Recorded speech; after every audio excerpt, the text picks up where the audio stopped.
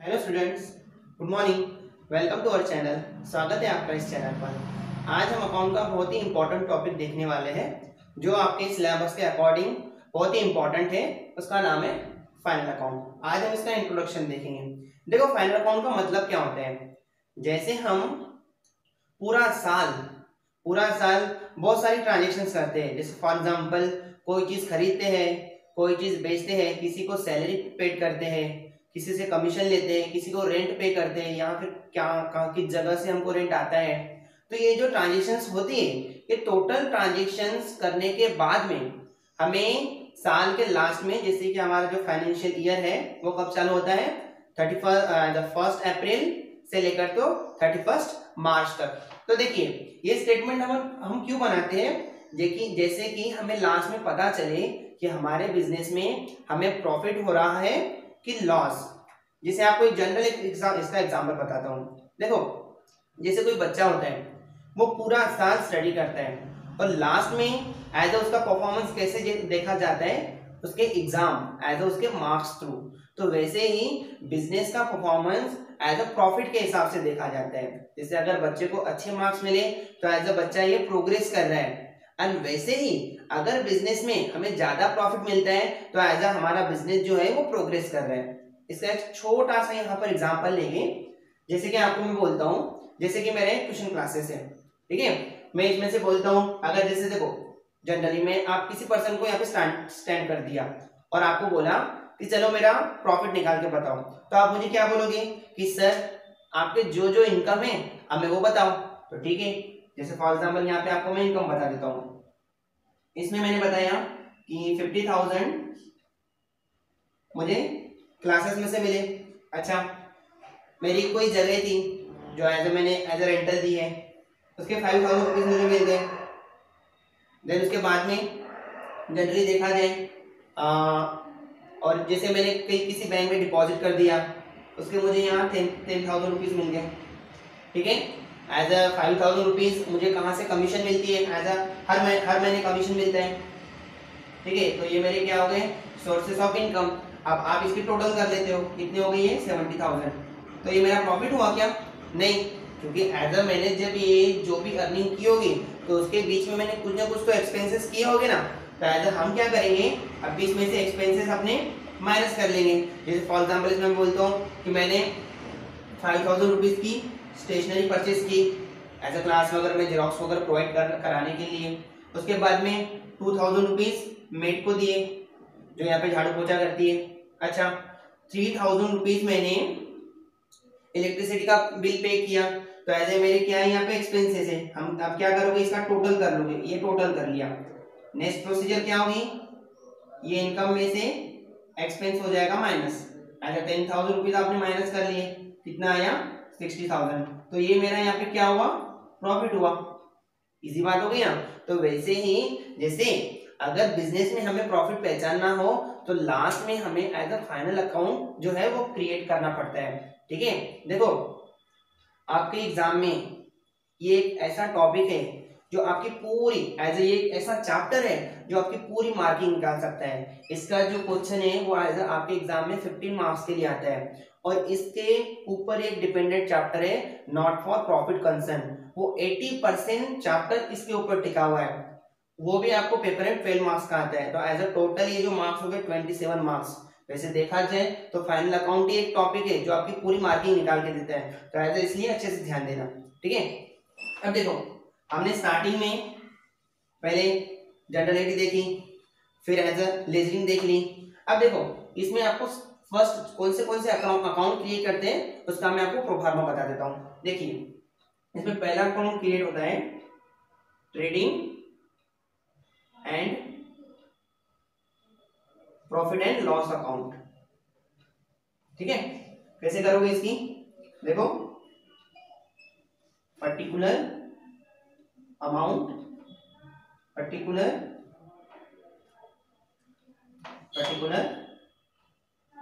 ये अमाउंट, ठीक है। एक अकाउंट ये हो गया,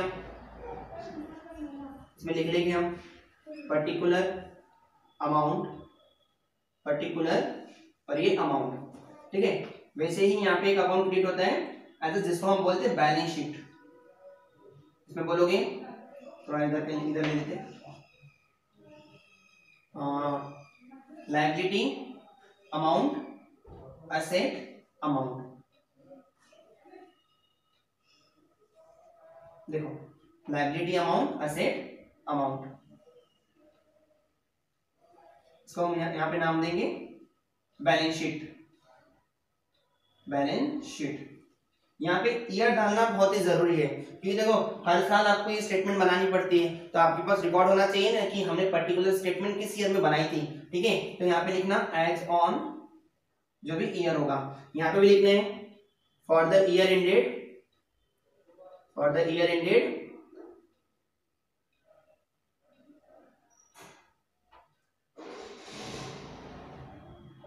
ठीक है। अब जैसे हमारे जो एग्जांपल है फर्स्ट, उसमें ईयर दिया है as a 1 April 2014 as a to 31 March 2015। तो देखो अभी एज ऑन आप लास्ट में क्रिएट करते हो तो यहाँ पे लास्ट की डेट डालना 31 मार्च 2015। यहाँ पे भी ऐसे लिखना as on for the year ended 31 March 2015।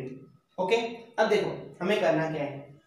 आपने ट्रायल बैलेंस में देखा होगा, जब ट्रायल बैलेंस क्रिएट होता है तो उसमें कुछ अमाउंट डेबिट होते हैं, कुछ अमाउंट क्रेडिट होते हैं। अब इसमें भी देखो हमें क्या करना है, ये जो अकाउंट हमने क्रिएट किए हैं इसमें भी हमें 2 पार्ट्स कर लेने हैं, इसमें 2 पार्ट्स कर लेने हैं। ठीक है, अब देखो वैसे तो आप इसमें टर्म्स कैसे भी इधर उधर लिख सकते हो, लेकिन इसमें स्टार्टिंग के 2 से 3 ऐसे फैक्टर आते हैं वो एज हमें वैसे के वैसे लिखने पड़ते हैं। जैसे फॉर एग्जाम्पल यहाँ पे आपका ओपनिंग स्टॉक, लास्ट ईयर का कोई ना कोई तो स्टॉक बचा होगा आपके पास, वो आपको यहाँ पे लिखना पड़ते हैं।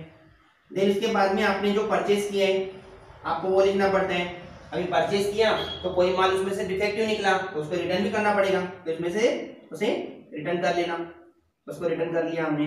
ठीक है, यहाँ आपको लिखना है सेल्स। अभी आपने सेल्स किया तो उसमें से भी कोई ना कोई माल गलती से डिफेक्टिव चला गया तो उसको रिटर्न कर लेना। यहाँ पे लिखना आपको क्लोजिंग स्टॉक। ठीक है, बाकी जैसे चाहो वैसे लिख सकते हो। उसी तरीके से देखो यहाँ हम लिखेंगे लायबिलिटी ये अमाउंट, एसेट्स अमाउंट। ठीक है, इसमें देखो क्या करना है हमें, लायबिलिटीज। ओके, यहाँ सबसे पहले हमें लिखना है कैपिटल, कैपिटल उसमें से हमें माइनस करना है ड्रॉइंग, ड्रॉइंग। ठीक है, बाकी आप जैसा चाहो वैसे लिख सकते हो। अब देखो आपके ट्रायल बैलेंस में मैंने बोला कि कुछ डेबिट अमाउंट रहती है, कुछ क्रेडिट अमाउंट रहते हैं। तो देखो बेटा हमारा जो अकाउंट हमने बनाया है इसमें आपको जैसे नॉमिनल अकाउंट का रूल पता है कि debit all expenses and losses, credit और इनकम्स और गेन। तो देखो ये हमारी जो साइड है ये डेबिट साइड है और ये जो हमारी साइड है वो क्रेडिट साइड है। तो आपको करना क्या है, जो भी आपके एक्सपेंसेस होंगे, ये नीचे लिखता हूँ देखो, ये डेबिट और ये क्रेडिट, आपके जो भी एक्सपेंसेस होते हैं वो आपको डेबिट साइड में लिखना है और जो भी इनकम है वो आपको क्रेडिट साइड में लिखना है। ठीक है, अब देखो हम लायबिलिटी में कैसे करेंगे। अब देखो आप अगर आपको ट्रायल बैलेंस अच्छे से बनाने आता है तो आपने उसमें देखा होगा क्रेडिट बैलेंस के जो भी टर्म्स रहते हैं वो जाते हैं लायबिलिटी में और डेबिट बैलेंस के जो भी टर्म्स रहते हैं वो जाते हैं एसेट में। अब देखो इसमें हमें क्या करना है, जैसे जो भी देखो अभी आपके पास जो चीजें, एक तो इनकम है एक एक्सपेंस है, खुद ही पहचान लेते हो। अभी आपने इलेक्ट्रिसिटी पे किया तो आपके लिए क्या हो गया, एक एक्सपेंस हो गया। और आपको कहीं से कमीशन मिली या रेंट मिला तो आपके लिए क्या हो गया, इनकम हो गया। तो जो चीजें इनकम और एक्सपेंस, इधर एज अ पूरे एक्सपेंसेस इधर पूरे इनकम, और जो चीजें इसमें नहीं आती है एज देखो क्रेडिट बैलेंस दिया है। अभी जैसे फॉर एग्जांपल आपके क्रेडिटर्स या बिल्स पेबल, अभी बिल्स पेबल या फिर क्रेडिटर, इन दोनों का अमाउंट क्या रहता है, क्रेडिट बैलेंस रहता है। क्रेडिट बैलेंस रहता है लेकिन क्रेडिटर जिनको आपको पैसे देने तो आपके लिए इनकम थोड़ी हुआ, तो यहाँ नहीं आएगा, तो आपको यहाँ पुट ऑन करना है। उसी तरीके से देखो, अब देखो यहाँ पे भी डेबिट बैलेंस है, यहाँ पे भी डेबिट बैलेंस है।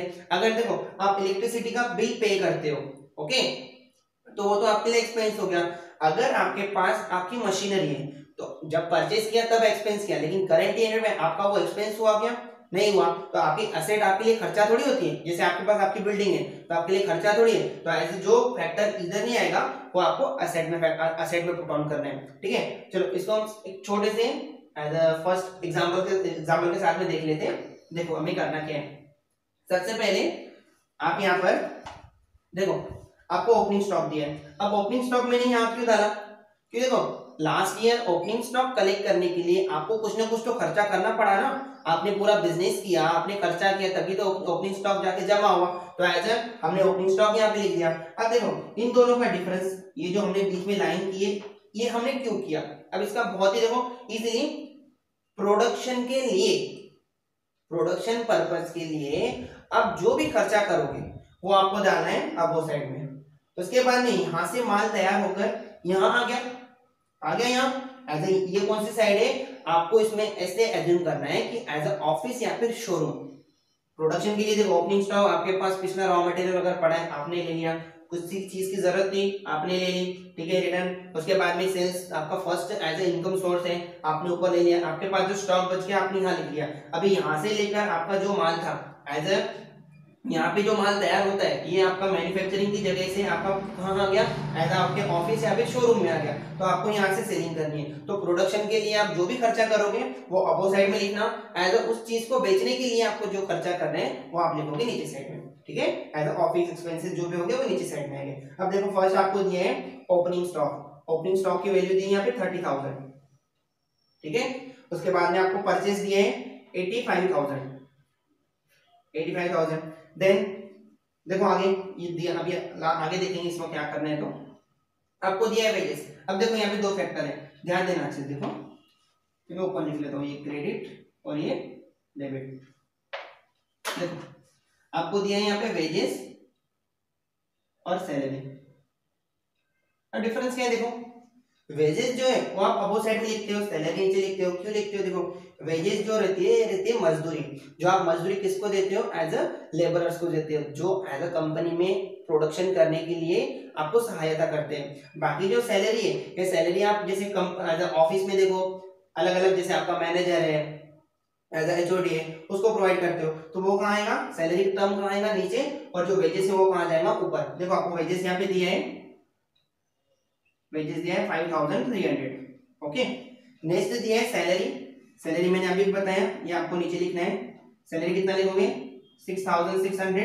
देन आपको दिया है, देखो अभी यहाँ पे दो टर्म्स और बता देता हूं मैं।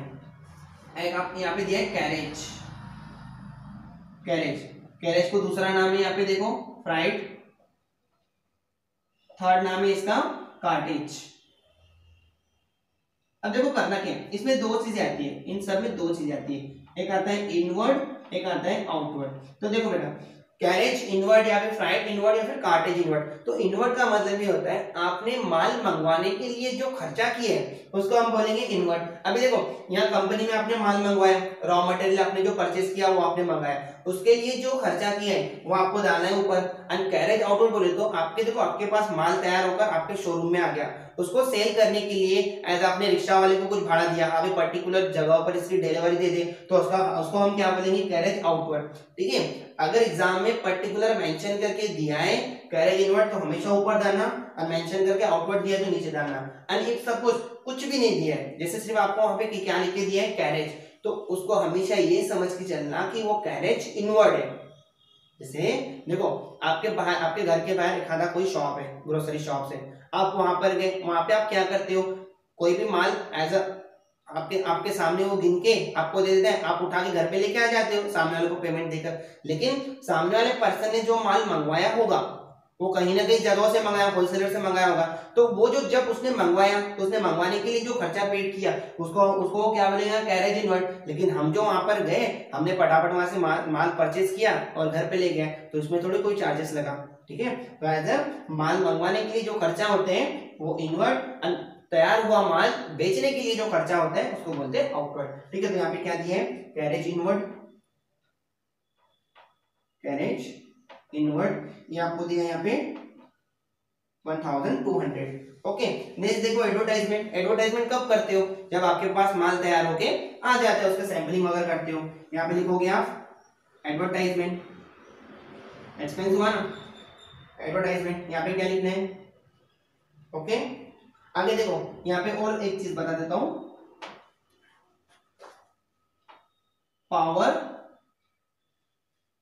और यहाँ पे दिया है इलेक्ट्रिसिटी। अब देखो दोनों में डिफरेंस क्या है, कोई तो बोलते हैं कि सर पावर इलेक्ट्रिसिटी तो सेम हो गया, लेकिन देखो आप जो ऑफिस में जो इलेक्ट्रिसिटी यूज करते हो जनरली किसके लिए, पंखा चलाते हो, लाइट चलाते हो, या ज्यादा से ज्यादा एसी चलाते हो ज्यादा पावर का। लेकिन जो कंपनी में जो मशीनरी चलती है उसे एज ए 300 हॉर्स पावर का जो ज्यादा जहाँ पे पावर यूटिलाइज होता है वो यूज करने के लिए हमें बड़े बड़े एज ए स्विच लगाने पड़ते हैं। तो जो पावर जो टर्म आएगा वो आता है एज ए माल तैयार करने के लिए, जो इलेक्ट्रिसिटी का जो टर्म आता है वो आता है नीचे आपके ऑफिस में। तो आप पावर कहाँ लिखोगे, यहाँ पे पावर लग गया या फिर फ्यूल लग गया, जो भी चीजें आएंगी ऊपर आएगी। यहाँ पे दिया ये 700। ओके, नीचे दिए ऑफिस एक्सपेंस, यहाँ लिखोगे आप ऑफिस एक्सपेंस, कितना दिया ऑफिस एक्सपेंस 400। नेक्स्ट आपको दिया है देखो कैरेज आउटवर्ड, अभी अभी मैंने आपको ये टर्म बता दिया, कैरेज आउटवर्ड कितना दिया है 200। हाँ, प्रिंटिंग स्टेशनरी, अब प्रिंटिंग स्टेशनरी कुछ आप जैसे ये प्रिंटिंग और स्टेशनरी लिख दिया, बिल बुक लाते हो, पेन वगैरह, पेंसिल या इरेजर वगैरह जो परचेस करके है वो आएगा, वो तो ऑफिस में काम में आएगा, तो ऐसा नीचे आएगा टर्म, ये आपका एक्सपेंस है 800। नेक्स्ट आपको यहाँ पे दिया है देखो, ये मैंने इरेज कर देता हूँ, आपको दिया है कमीशन। देखो कमीशन दो प्रकार की दिखती है, अगर एक्सपेंस का डेबिट बैलेंस दिया हो तो डेबिट साइड में लिखना, आपके लिए खर्चा हो गया। अगर पर्टिकुलर कमीशन का दिया है क्रेडिट बैलेंस, तो मैंने आपको पहले बताया, आपने देखा है नॉमिनल अकाउंट में क्रेडिट में क्या होता है, ऑल इनकम्स और गेन, तो ये साइड में आता है। अभी कमीशन दिया है आपको एज अ डेबिट साइड में, उसका डेबिट बैलेंस दिया है, यहाँ पे क्या लिखोगे कमीशन 1000। ओके, नेक्स्ट देखो आपको बोला है रिटर्न इनवर्ड, देखो इसमें दो चीजें आती है, इसमें दो चीजें आती है, एक आता है देखो क्या लिखता हूं रिटर्न इनवर्ड और दूसरा आता है रिटर्न आउटवर्ड। देखो क्या लेते हैं रिटर्न इनवर्ड, रिटर्न इनवर्ड मतलब क्या देखो आपने जो माल सेल किया वो आपके पास वापस आया, तो उसको हम क्या बोलते हैं, हमें सेल्स रिटर्न। माल आपने बेच दिया, आपके पास वापस आ गया। अंत देखो ध्यान देना, कभी भी परचेज है ये आपके लिए खर्चा है, आपकी कोई एसेट नहीं है, तो उसका डेबिट बैलेंस दिया है। लेकिन ये जो इसका जो रिटर्न आएगा वो आपका क्रेडिट बैलेंस में आएगा। क्यों? क्योंकि देखो अगर परचेज को परचेज प्लस करते हो तो यहाँ पे प्लस होके आ जाएगा, लेकिन आपके पास जो माल वापस आया वो आपको माइनस करना पड़ता है। आपको क्या करना पड़ता है, वो पर्टिकुलर माइनस करना पड़ता है। जैसे फॉर एग्जांपल देखो आपने 100 स्टेशनरी का ऑर्डर दिया था, उसमें से 10 स्टेशनरी जो है वो देखो फर्स्ट आपने एंट्री की थी 100 स्टेशनरी भी आपके पास आ गई, लेकिन अब उसमें से आपको पता चला कि 10 जो स्टेशनरी है वो खराब है, तो आपने रिटर्न कर लिया। तो आप क्या कर लोगे 100 में से वो 10 माइनस कर दोगे, क्योंकि आपके पास पता होना चाहिए कि नहीं पर्टिकुलर आपके पास स्टॉक कितने हैं। तो ऐसा स्टॉक कितना होगा आपके पास 90 स्टेशनरी का। तो देखो कभी भी डेबिट बैलेंस प्लस होगा और डेबिट क्रेडिट क्या होता है माइनस होता है। तो देखो अभी यहाँ पे इसके लिए देखो रिटर्न इनवर्ट दिया है डेबिट साइड में, एज ये क्या हुआ सेल्स रिटर्न, और रिटर्न एज देखो ध्यान देना। उसके बाद में रिटर्न आउटवर्ड ये होता है परचेस। आउट देखो वर्ड से समझता है, रिटर्न आउटवर्ड, रिटर्न किया जो आपने आपके पास आया था वो आउट कर दिया, ठीक है। तो देखो अभी इसमें क्या दिया ये ध्यान देना, ये दिया 2500। नेक्स्ट आपको दिया है ड्राइंग। अब देखो ड्राइंग क्या होता है, जनरल है जो आप ध्यान देना, जो आप अपने घर के लिए खर्चा करते हो, अपने ओन पर्पस के लिए खर्चा करते हो, उसे बोलते हैं ड्राइंग। अब देखो ये जो कैपिटल जो टर्म दिया है, कैपिटल मींस ये कहां से आता है, ये तो ओनर का कैपिटल होता है ना। तो जो ओनर जो खर्चा, ओनर जो कैपिटल लाएगा वो ओनर के खर्चे में से जो भी उसका पर्सनल खर्चा है अपन माइनस कर लेंगे। तो इसके लिए मैं देखो यहाँ पे माइनस कर देता हूँ 800, इसको ओनर कैपिटल बोला जाता है, ठीक है। आगे देखो आपको दिया है कैश इन हैंड, ये आपके एसेट है। अब देखो मुझे एक बात बताओ, कैश इन हैंड का दिया है डेबिट बैलेंस, यहाँ पे आपको मैं आपसे वही बता रहा हूँ, यहाँ पे डेबिट बैलेंस रहेगा, यहाँ पे क्रेडिट बैलेंस, लेकिन खर्चा रहा तो इधर, इनकम रहा तो इधर, लेकिन कैश इन हैंड। अब देखो डेबिट बैलेंस दिया है पहली बात, क्रेडिट तो है नहीं जो इनकम होगा। देखो अभी जो डेबिट बैलेंस दिया है तो आपके हाथ में जो कैश है, आपके जेब में, आपके पॉकेट में जो आपके पॉकेट में जो कैश है वो आपके लिए खर्चा हुआ क्या? नहीं, आपकी क्या एक प्रकार से वो असेट है। तो आप क्या लिखोगे कैश, यहाँ पर कितना 1200। नेक्स्ट आपको दिया देखो फर्नीचर, फर्नीचर का भी दिया डेबिट बैलेंस। अब फर्नीचर आपके घर में, आपके ऑफिस में, आपके लिए खर्चा थोड़ी है, परचेज किया था तब था। अभी करंट जो आप करंट ईयर में जो कर रहे हो, जो अकाउंटिंग ईयर में जो भी पर्पस के लिए आप जो यूज कर रहे हो, आपके लिए खर्चा थोड़ी हुआ। तो ऐसे देखो डेबिट बैलेंस दिए, खर्चा नहीं है तो कहाँ आएगा फिर, यहाँ नहीं एक्सेप्ट होगा तो कहाँ होगा, यहाँ आप यहाँ पे क्या लिखोगे फर्नीचर, ठीक है। कितना दिए 8500। ओके देखो नेक्स्ट मशीनरी, मशीनरी का भी डेबिट बैलेंस, आपके कंपनी में मशीन है, आपके लिए खर्चा थोड़ी हुआ, आपके एसेट है वो। हाँ, देन दिया डेप्टर्स। अब देखो डेप्टर्स डेप्टर्स मीन्स जिनसे आपको पैसा लेना है, आपने जिसको माल परचेज जिसको माल आपने सेल किया है, आपको उनसे पैसा एज ए लेना है। भले डेबिट बैलेंस दिया लेकिन आपके लिए खर्चा थोड़ी है, वो तो आपके लिए as it is a source of income for you. तो यहाँ पे आप क्या लिखोगे आप डेप्टर्स एंड डेबिट बैलेंस है तो यहाँ आ जाएगा कितना 7500। नेक्स्ट देख लो बिल्स रिसीवेबल। बिल्स रिसीवेबल देखो बिल्स रिसीवेबल, आपको कुछ बिल्स के अमाउंट आने हैं, दिया डेबिट बैलेंस है, खर्चा थोड़ी है हमारे लिए, वो जो हमारे लिए एज हमारी असेट हुई, हमारे लिए इनकम हो गया। अभी दिया अगर क्रेडिट बैलेंस रहता था तो हम यहाँ लिख सकते थे, लेकिन क्रेडिट बैलेंस तो है नहीं, डेबिट बैलेंस है, हम कहाँ डालेंगे एज असेट में। कितना दिया है 2500। नेक्स्ट देखो सेल्स दिया है आपको 1,27,500। रिटर्न आउटवर्ड आपको जनरली स्टार्टिंग में मैंने बता दिया, ये दिया 1000। उसके बाद में देखो डिस्काउंट। अब देखो डिस्काउंट दो तरीके के रहते हैं, एक डिस्काउंट एज अलॉट किया जाता है, एक डिस्काउंट रहता है रिसीव्ड किया हुआ।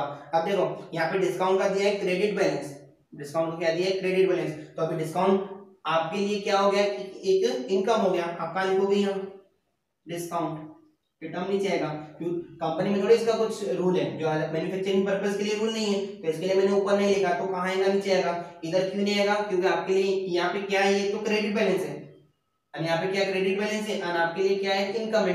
ठीक है, तो इसको यहाँ पे क्या करोगे, देखो ये लिख लिया इसके अमाउंट। आगे दिया है क्रेडिटर्स, जिनको आपको पैसे देने हैं। अब देखो क्रेडिटर्स का दिया है क्रेडिट बैलेंस। मैंने आपको पहले क्या बोला, क्रेडिट बैलेंस वाले ऐसे आइटम जो आपके लिए इनकम बनते हैं। अगर आपको किसी पर्सन को पैसा देना है तो आपके लिए इनकम थोड़ी है, तो यहाँ क्रेडिट बैलेंस का एडॉप्ट नहीं होगा तो कहाँ होगा, ये साइड में होगा। क्रेडिटर्स कितना दिया देखो फटाफट 15,000। उसके बाद में बिल्स पेबल, जैसे ये बताया बिल्स पेबल, आपको बिल्स पे करने, क्रेडिट बैलेंस दिया इनकम थोड़ी हुआ। ठीक है, ये हो गया हमारा यहाँ पे पूरे टर्म्स में हमने पुट ऑन कर लिए। अब देखो नीचे इसकी एडजस्टमेंट है एज अ क्लोजिंग स्टॉक की, देखना ध्यान देना। देखो अभी जो आपके पास स्टॉक हो गया, आपके पास जो स्टॉक है वो आपके लिए क्या एक असेट है, क्या एक असेट है। तो असेट का जो बैलेंस रहता है वो कौन सा रहता है, डेबिट। और दूसरी बात, अगर बाहर से, जैसे फॉर ये तो ट्रायल बैलेंस के अंदर देता है, ट्रायल बैलेंस के बाहर से अगर कोई भी टर्म अगर हमें इन अकाउंट के अंदर डालना है तो उसका एक ही इजी वे है, उसकी जनरल एंट्री करना। क्या करना, जनरल एंट्री करना। तो फर्स्ट इसकी जनरल एंट्री करेंगे हम, ध्यान देना।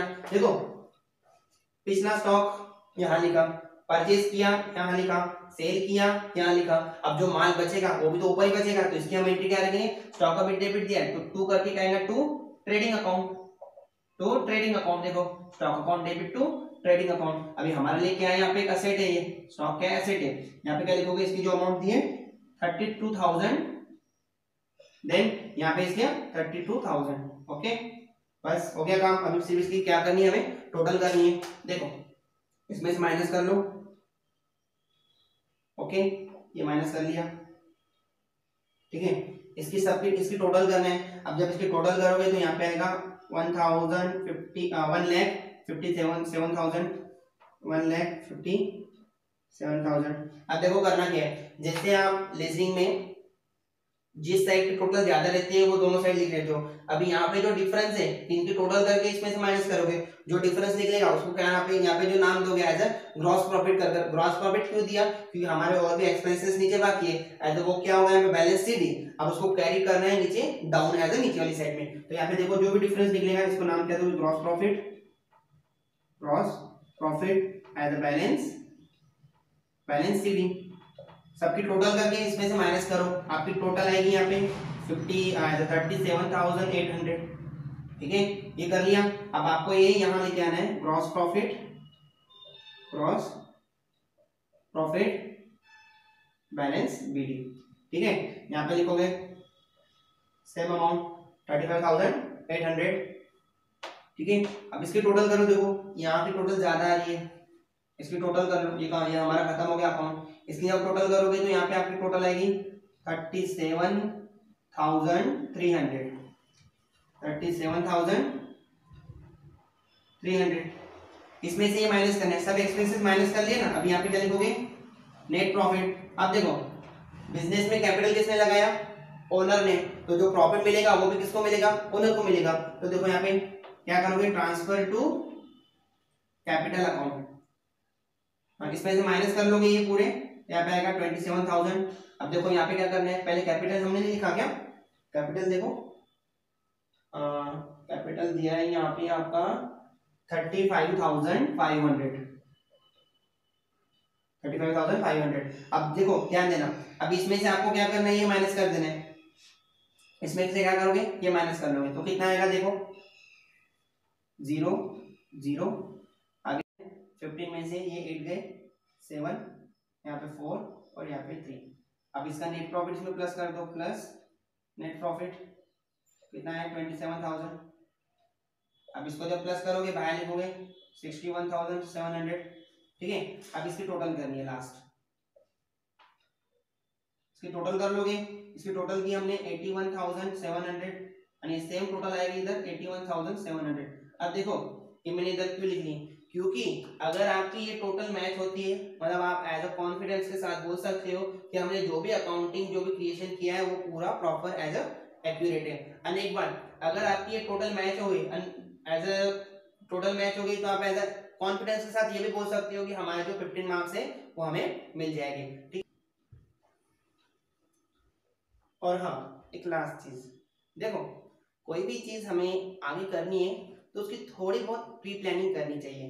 जैसे आप में से जो भी अभी जिसने 10th की एग्जाम दी हो, अभी आपको आगे कॉमर्स में एडमिशन लेना है, if you want to take admission in commerce, तो उसके लिए देखो बहुत सारे वीडियोस भी है, जैसे आप इस चैनल पे देखते हो, वाईगुण कोचिंग क्लासेस के चैनल पे भी देखते हो, बहुत सारे वीडियोस है, उससे भी आप बहुत सारे इन्फॉर्मेशन अचीव कर सकते हो। और उसके बाद में जैसे ये लॉकडाउन खत्म हो जाएगा, उसके बाद से यहाँ पे ऑफलाइन बैचेस भी शुरू हो जाएंगे। ऐसे जनरली हम यूट्यूब से भी सब सीख सकते हैं, लेकिन ऑफलाइन बैचेस का फायदा ये होता है कि आप टीचर के सामने as a face to face as a present रहते हो। और उस टाइम पे अगर आपको कोई पर्टिकुलर एक चीज नहीं समझती है या कोई भी चीज नहीं समझते, तो आप टीचर से इमीडिएटली पूछ सकते हो, ठीक है। अच्छे से स्टडी करो, सेफ रहो, बाकी best of luck your future. Thank you.